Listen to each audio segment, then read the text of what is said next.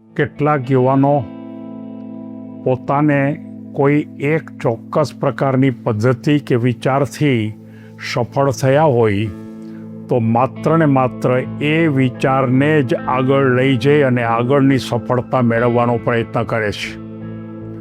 પણ એકનો એક વિચાર આગળની સફળતા માટે ઘણી વખત ઉપયોગી થતો નથી. તમારે જો વધારે સારી સફળતા મેળવવી હોય તો તમારે વિચારમાં પરિવર્તન કરવું પડે. એકના એક વિચારથી તમે ત્યાં ને ત્યાં રહી શકો. વિચારને સ્થિર કરવાને બદલે વિચારને ગતિમાં લાવવું જોઈએ. એ વાતને સમજાવવા માટે મારે યુવાનોને માર્ગદર્શન આપતી એક વાર્તા કહેવી છે. આજની વાર્તા વિચારોનું પરિવર્તન એ જ જીવનમાં વિકાસ તરફની ભૂમિકા.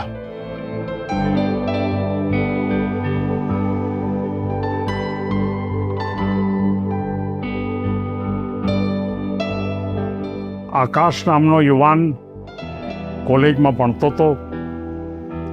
કોલેજમાં પોતાની એક ચોક્કસ પદ્ધતિથી કામ કરતો હતો.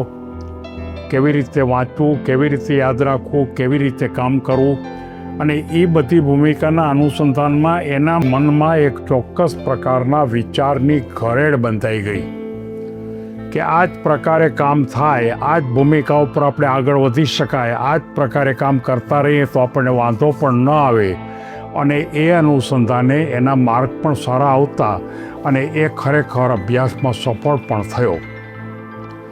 ત્યાર પછી એ પોતે એક મોટી કંપનીમાં નોકરીમાં રહે છે અને એ કંપનીમાં નોકરી રહે છે ત્યાં પણ એણે પોતાના વિચારો બદલ્યા નહીં અને જે રીતે એ અભ્યાસ કરતો હતો એ જ પ્રકારની પદ્ધતિથી, એ જ વિચારોથી એ વ્યવસાયની શરૂઆત પણ એણે પોતાનો કરી જ્યાં નોકરી કરતો હતો ત્યાં.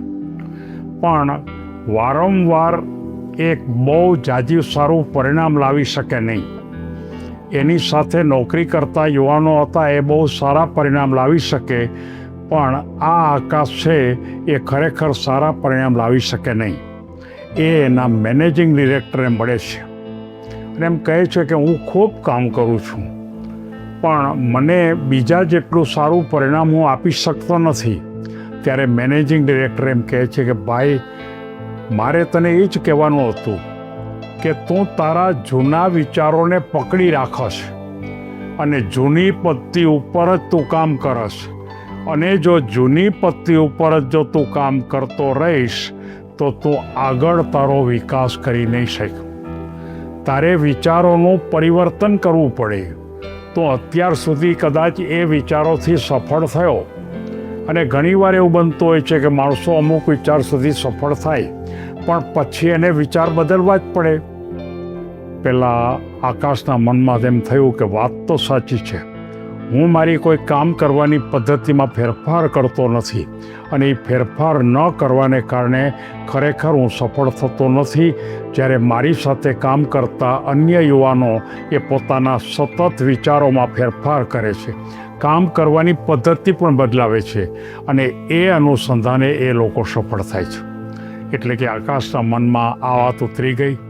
તરત જ એણે નિર્ણય કર્યો કે કાલથી જ મારી કામ કરવાની પદ્ધતિ બદલાવીશ, કાલથી જ મારા વિચાર કરવાની ભૂમિકા પણ બદલાવીશ. અને એને માટેને ચોક્કસ આયોજન કર્યું, કેવા પ્રકારના વિચારો ફરીવાર મારા મગજમાં સ્થિર રાખવા અને કેવા પ્રકારની કાર્યપદ્ધતિથી મારે આગળ જવું.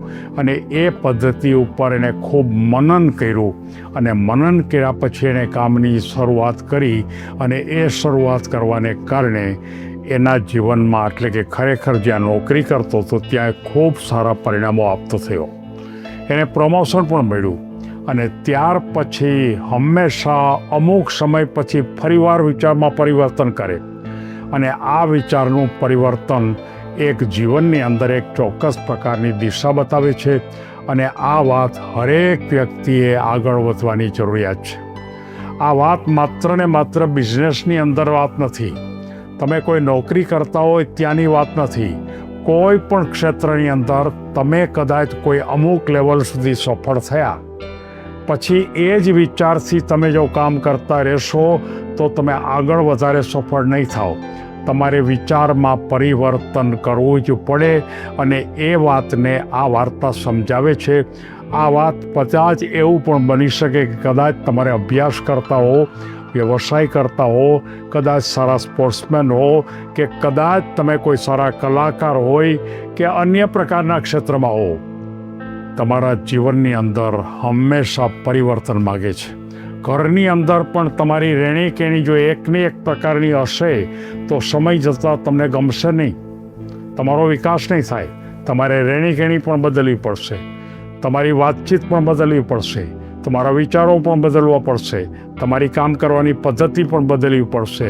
અને આ બદલવા માટે જેને આપણે એમ કહેવામાં આવે છે કે જીવનમાં પરિવર્તનના દરેક તબક્કામાં આપણે જવું પડે. અને પરિવર્તન છે એ માત્ર ને માત્ર આપણા અભિગમમાં જ આવે છે એવું નથી. આપણી દરેકે દરેક વર્તનની અંદર પણ આપણે પરિવર્તન લાવવું પડે, વિચારોમાં પણ પરિવર્તન લાવવું પડે. અને એ રીતે જો આગળ વધીએ તો જ આપણે ખૂબ આગળ વધી શકાય. અને આકાશ આ રીતે પોતાના જીવનમાં ખૂબ સારી રીતે સફળ થયો. મારે દરેક યુવાનને કહેવું છે કે જે લોકો પોતાના ક્ષેત્રમાં સફળ થતા ન હોય ત્યારે સૌથી પહેલો વિચારી કરજો કે તમે કોઈ એકના એક પદ્ધતિ ઉપર અથવા એકના એક વિચાર ઉપર તો કામ નથી કરતા ને.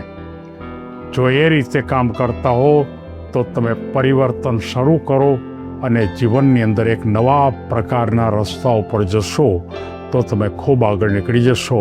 એમ આ વાર્તાનો બોધ આપણને એમ કહે છે. સૌને ધન્યવાદ.